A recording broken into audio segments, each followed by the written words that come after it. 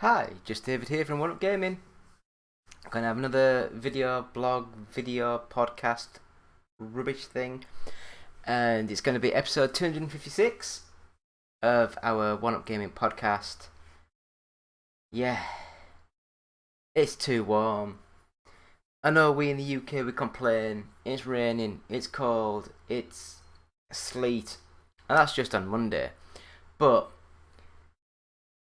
the last couple of days, it's been between 25 and 30 degrees ish, somewhere around that sort of temperature. And we in the UK, we get warm at about 22, 23 degrees. So when it gets over that sort of temperature, my God, do we British moan like hell. But anyway, we're back. One Up Gaming. Quick one, this one. Yeah, so this will be another quick one. It's going to be like a video podcast, and I'm going to put it up as a normal podcast as well. So you can watch this either on YouTube or just listen to it as a normal podcast. Either's good. But please subscribe to our new podcast. Not new podcast. Subscribe to our new Facebook page. We need to get as many subscribers as possible, as quickly as possible, try and get the numbers up, because we've gone from getting thousands of views a day down to about 2. So thank you, Google, we love you. Where are you? Oh, there. Oh, the camera tried to zoom in. Oh, that's good. But yeah, so let's just start off with 2 movies that I watched this week. Yeah, amazing movies. So first up, Space Jam: A New Legacy. Now, I don't know about anyone else, but I'm 40-year-old. I remember watching the original Space Jam. I can't remember nothing that happened in the original Space Jam. I think it's because I watched it when I was little and never watched it again. But in my head, it was okay, or it was good. Now again, I'm from the UK. We don't do basketball that much over here, so the story must have been okay. I can't remember it. Anyway, Space Jam: A New Legacy. This is how much I don't know basketball. It has a new basketball player starring in it. All I can think of is Kobe Bryant, but it's that. I think he was the one that unfortunately passed away. Space Jam: A New Legacy.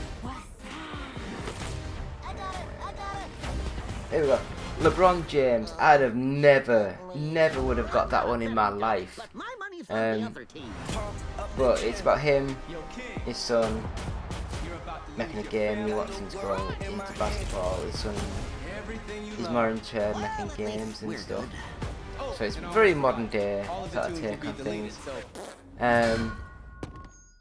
The acting's a little bit wooden in my opinion. It's not the best. It might be more fun for like the 5 to 10-year-old sort of range of anyone that knows about basketball. Because I'd have guessed that LeBron James is probably the biggest sports star in the world, even though I don't know him. I've never watched a basketball game ever in my life. But the first 20 minutes of the movie is appalling, absolutely appalling. And then they get pulled into the computer, the Warner Brothers sort of university sort of stuff, where he goes to try and find like the toon characters, so Daffy Duck. I'm trying to think now. Trying not to get the Disney stuff mixed in. Daffy Duck, Bugs Bunny, Tweety Pie. All these sort of ones that I can't remember any of them now because I've never really watched the Tiny Toons and I can't remember how you call the actual main tunes now. But anyway, you know what I mean. They were big in the probably like the 60s, 70s. They had a bit of a break in the 80s, and then the early 90s came back with like Tiny Toons, which, from all intents and purposes, I've heard really good things, but I was too old at that time to watch Tiny Toons, so I've never seen it. I guess Animaniacs is a part of it all, I think. But anyway, when they start getting all the Toons characters and going to other universes, it does get a lot better. I love the fact that it changes art style, so it goes from like live action to 3D graphics to 2D hand drawn animation. It goes places. It's quite fun. And I do love the fact that the final match that they're playing, in the background, it's got like hundreds of Warner Brothers characters. So it's got like like Pennywise the Clown. It's got the King Kong, sort of, because King Kong's a part of the Warner Brothers. It's got the Harry Potter. It's got loads of Matrix. It's got loads and loads of stuff that Warner Brothers owns. So that made it quite fun. It made it quite interesting. Made it different. You're more interested in looking in the background and see if you can see any of the characters that you recognise. But overall, I would sort of say that after a very slow start, the movie itself goes on to become quite fun and quite interesting, and it's a nice movie. Next up, Marvel's Black Widow. I tell people my sister moved out west. I watched this on my 15-inch TV sort of thing, and it looked your husband bad. He renovates houses. Like the effects, the CGI, whatever you want to call it, it looked really bad compared to what some of the other movies have been in the series. Before I was an Avenger. And I don't know if it's because I watched it on my little TV. If it was in the big screen, would it have made it look better? I don't know, but it just looked quite ropey, some of the effects. The story itself went nowhere, did nothing. Controls the Red Room. They're manipulated, fully conscious, but no. Not really going to spoil a lot of things, but I think I know where it's going with the story, with adding, building up to the next sort of characters and set of stuff. But again, it just didn't seem very. It was not good. It was probably one of the worst Marvel movies I've seen for a long time. It did nothing. It looked bad. We fight with you. And that's all I really want to say about it. To be honest, it was not the best. So next up, let's talk about some of the games that I've been playing this week. And I can say this week now because it was a week ago since I recorded this. And I've still got my background behind me of like some posters and some stuff. The two there that you can see there, the Halo Master Chief and Samus from the Metroid series, them two are available to buy from our website, which is ougtech.co.uk, which is quite cool. So let's get on with some games then. So one of the new Xbox games for gold, I think they're still called, I don't know what they're called, Midway, or Midway's Arcade Origins. Now this is like Midway Arcade, like the arcade games that Midway made before about 92, 93-ish. So I think the most modern game on it would probably be Pit Fighter, give or take a year or two, which I think that was like 92. I think it came out a year before Mortal Kombat, and it was like digitized characters and graphics and all that. But it's got a ton of games on it. I love Smash TV. I love Robotron. Is it 2084? I tell you what, I love Robotron 64 as well. That was a mint game. But yeah, it's got some classic arcade games on it. Like all of them, you can add filters, you can take filters off, you can do this, you can do that, you can pause them. It's a nice package, nicely done. Next up, I've had a quick go at Football Manager 2021 on the Xbox. Now, I had a big video of this on the old YouTube channel, but now that's gone. I decided that I'd try the Creator Club sort of feature, where you I've taken over Man City just because of the money that they have. So I went in, took over Man City, created up a one-up gaming team, bought in a load of like top-notch, world-class players, things like that. And what do you know? It is actually a fun game. It's amazing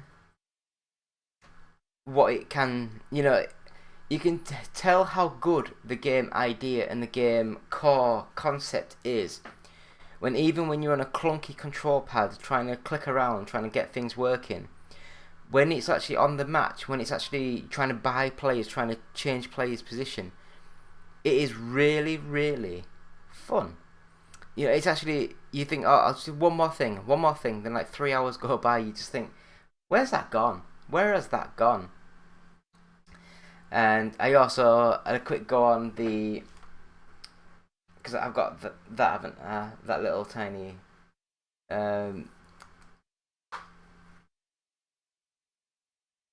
yeah, you know what it is, the Samsung Galaxy Fold 2. But yeah, so that's I've been playing it on that, so it's like a little tablet sort of size screen, so that's quite fun. It's almost identical to I'd have a guess, to the Football Manager on the Xbox, because I'd have a guess, I might be wrong, but it'll all use the same basic sort of technology, apart from on the phone you can only have 3 leagues running at the same time, whereas on the Xbox you can have up to 10, I think it was, which is cool. Get a lot more players, a lot more detail, more fun, more options to buy. Next up, Planet Alpha. I'd never heard this game ever before, and it seemed okay. It started off, and I was assuming it was going to be like a 3D explore sort of game, but no. You crash land on a planet, and it starts off very slowly, limping away, and it moves into I was going to say 2D, but it's a 2D perspective 3D platform game. So it's like the old Pandemonium and the side view of Crash Bandicoot games, where it's all in 3D but you only move on the 2D plane. It seems nice, graphically it looks nice, and I got to a puzzle bit in it and I couldn't figure it out, so I turned it off. But while I was playing it, it was good, and I'd be half interested just to Google what it was that you had to do, because I thought I knew what you had to do, but obviously I didn't. So lastly, the game I've been playing this week is a game called Fallen Knight, and the best way to describe this would be Mega Man, but without the gun. Now, you have a sword attack, which is quite... It's still a short range attack, but it actually moves it away from your body as you slash. So it's quite a distant attack in the grand scheme of things. And you have a jump, a dash, so you can dash forward and through enemies and stuff. And it's not a bad little game. I'm going to put it up on our YouTube channel to have a quick look. I might try and get a review done of this one as well. Graphically it looks nice, moves fast and smooth. But yeah, so that is basically all that I've been playing this week. So I guess I'll cut off here and we will talk about some news. So we'll have a quick intro. We'll have a quick, I don't know, a little bit of title screens with words on to say what's happening. But we'll put this up and then we'll be back in a minute or two. Thank you.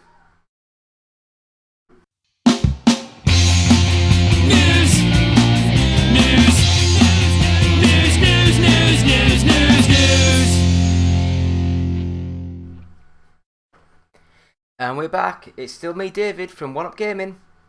Episode 256. Had to think then. And we're here. It's time for a little bit of news.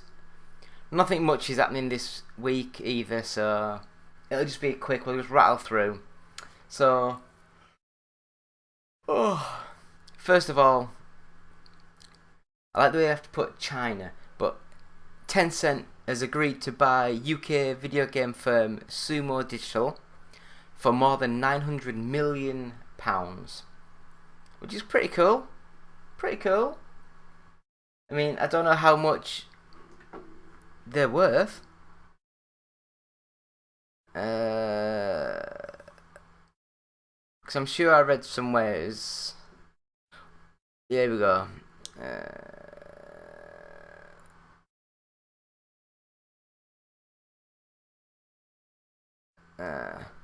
But yeah, so Sumo Digital, I think they're London based. They've done games like the Little Big Planet. I'm gonna get it wrong, but was it the PSP one or was it the PS Vita one? But it was one of them, and I think it might have been Little Big Planet 3 they did for the PS4. They've also made. Do you know when you completely blank? The Mario, no, not Mario. The Sonic Racing games. I think they did that series, and they might have done a couple of the sports ones, like the tennis one, things like that.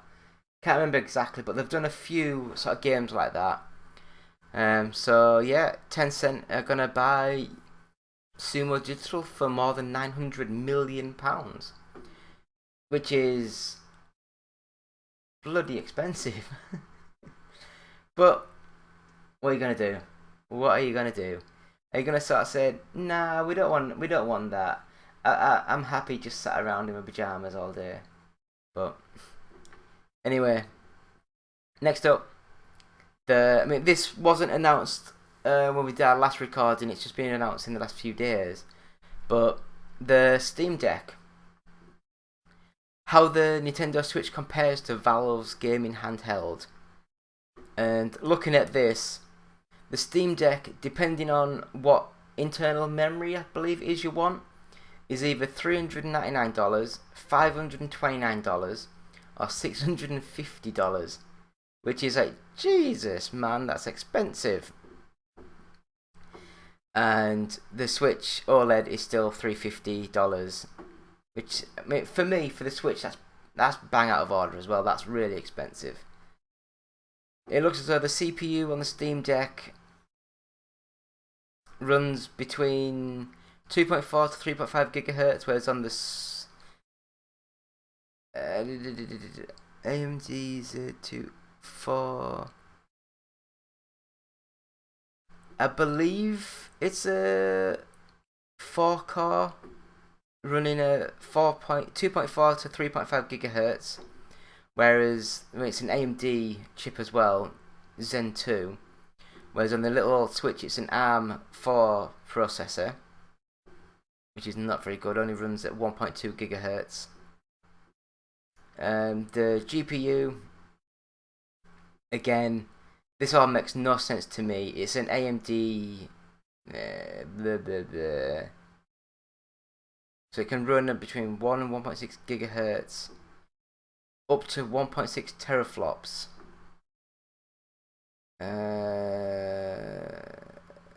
Yeah, I have. Oh, so that runs at between 1 and 1.4 or 1.6 gigahertz, whereas the Switch only runs at 307 to 768 megahertz. Jesus, that's bad.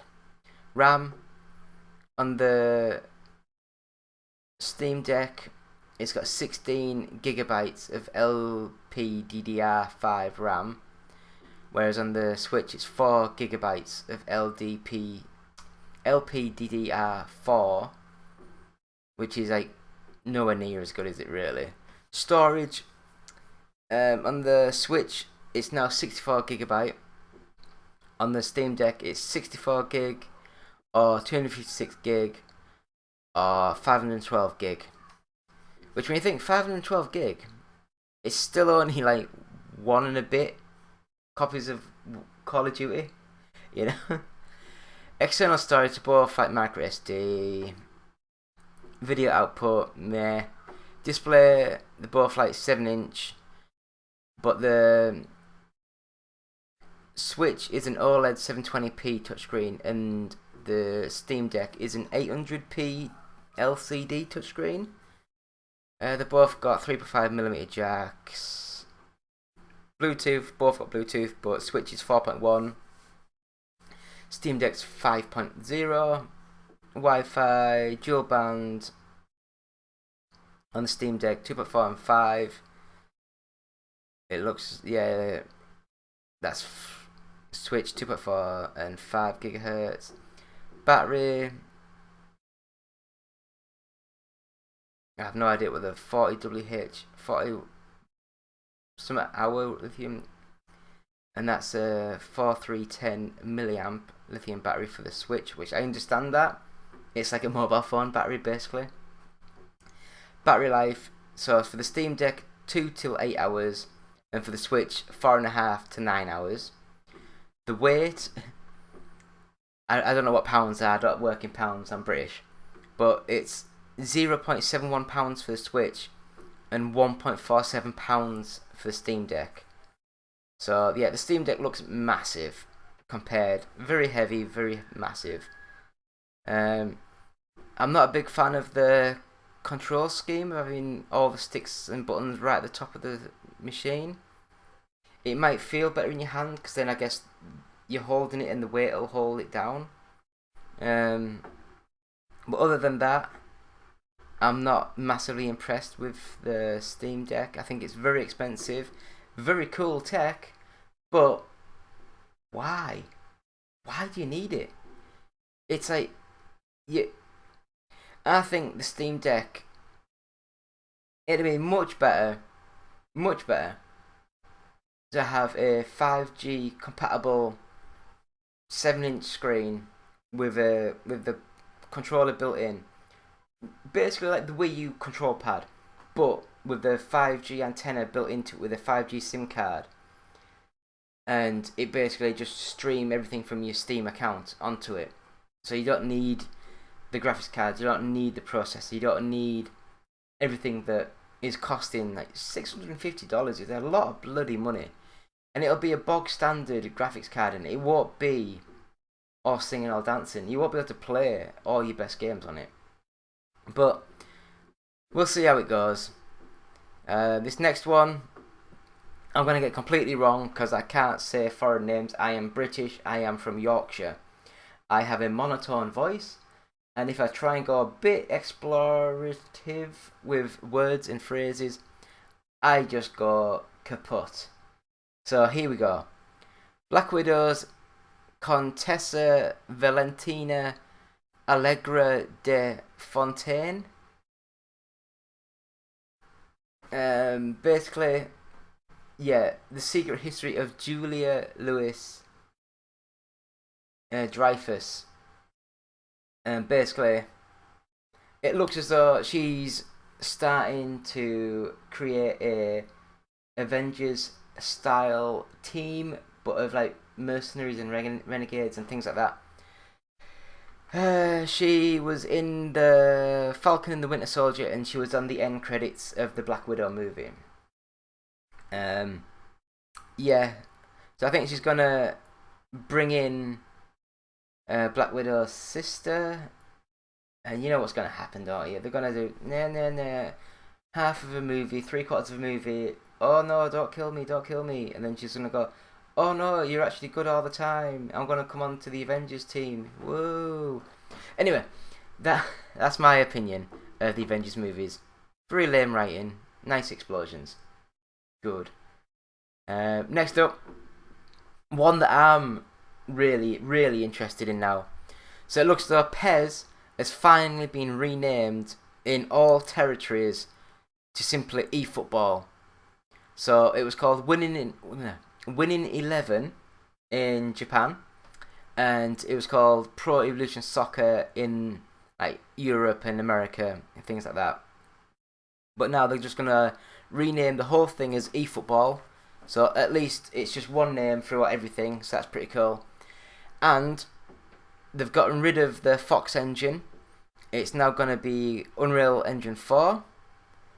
It's compatible with so you can get it on Xbox, PS. So basically, it's available for everything: PS5, PS4, Xbox Series X and S, Xbox One, and PC, with an Android and iOS version to follow. And what they're hoping to do is, as quickly as possible, to get all of it cross-play. So if you buy it on the PS5, you can play people on the Xbox One.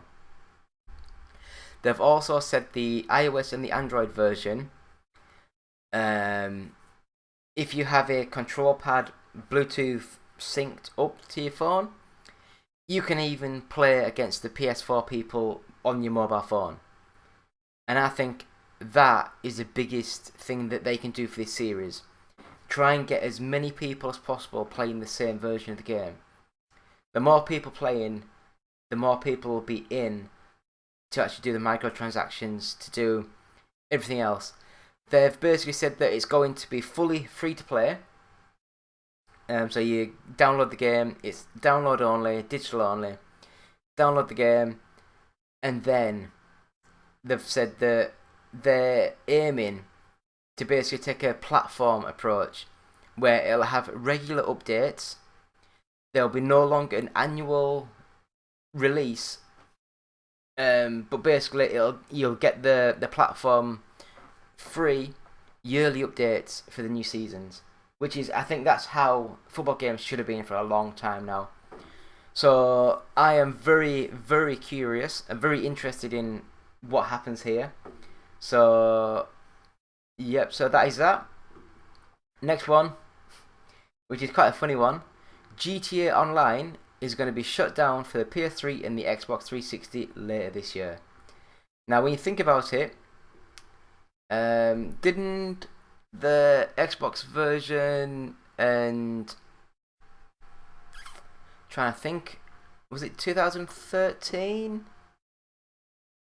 Is it 2013?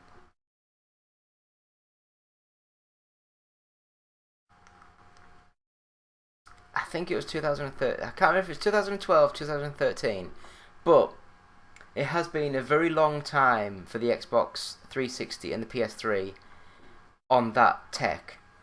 So hopefully there won't be that many people still playing on the old PS3 and Xbox 360 now. Because I'd have a guess you'd now even have like the PS4 or the Xbox One, and even you've got the Xbox Series. You can play like the 360 or the Xbox One sort of version of it. So yeah. I mean, I think it's been up long enough for them to discontinue it and not have a massive, fallout of fans. So lastly for this week, it looks as though the Atari VCS retro console gets its long-awaited retail release. The original Indiegogo campaign ran in 2018, and I believe they were saying it's going to be released in 2019, and it got delayed to 2020, and then 2021, and now it looks like it's finally coming out. It looks nice, but I think it is just like a mini PC with a cheap Bluetooth controller and a cheap Bluetooth stick to emulate the old Atari console.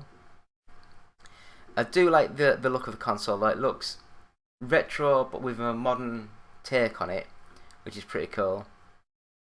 But yeah, it's about if you get the normal version, it's $299, so $300. Or if you get the walnut version, that's $400. Jesus. $400. That's crazy. Absolutely crazy. Anyway, so that's the news of the One Up Gaming podcast. So thank you all for watching. Thank you all for listening. It's been me, David, from One Up Gaming, episode 256. Please go to our website, which is oneupgaming.co.uk. We are still on Patreon, which is www.patreon.com/OUG. We have some merchandise at bluecyborg.com. Just search 1UP Gaming. We have our album out, Games Inspired Music. And if you buy that, then 20% of each sale will go to the Child's Play charity. We have our first 100 podcasts available to buy at audiobooksontape.com.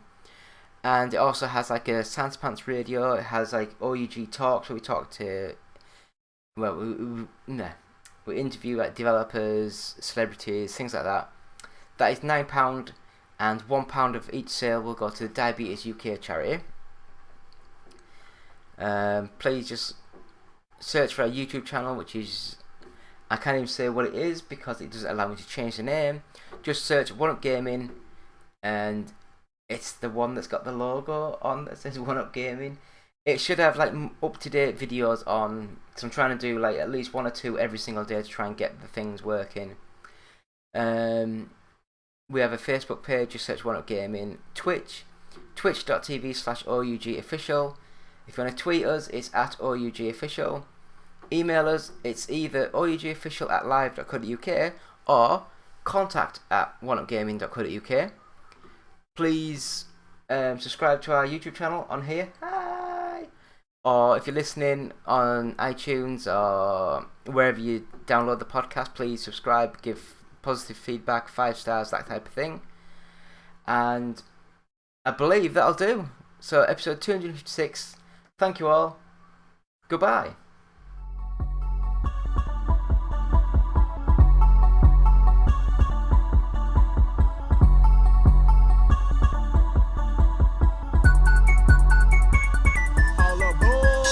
I bang with 1UP Gaming, drop more hits once I'm famous. The best, that's what our aim is. All platforms, what your game is. To the leaderboards, I'm coming. See me in a shooter, I can promise I'll be gunning. When I hit the music, try to swear I'm gonna run it. Can't take 1UP, you can try, but we done it. Let's go. Alright, let's go to the best place for reviews I know. Xbox One and PS4, Wii U as far as consoles go. They do handheld PCs, merchandise for you and me. Contest that you gotta do. The prizes are for gamers who going hard all day. We really the boys, cause you're just that great. Can't lose, there's too much at stake. You're a certified badass when you play. I bang with 1UP Gaming. I bang with 1UP Gaming. I bang with 1UP Gaming, drop more hits once I'm famous. The best, that's what our aim is.